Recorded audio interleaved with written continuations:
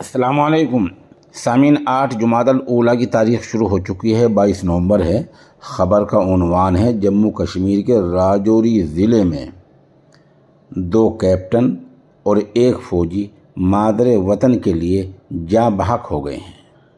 خبر تھوڑی تفصیل سے سنیے۔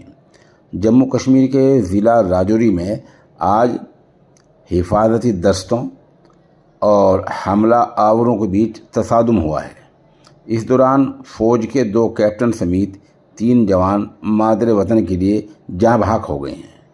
جموں کشمیر پولیس کے مطابق آج صبح 9 بجے فوج کو حملہ آوروں کے چھپے ہونے کی خبر ملی تھی۔ اس کے بعد سرچ آپریشن چلایا گیا، ان کو ڈھونڈنے کے لیے مہم چلائی گئی۔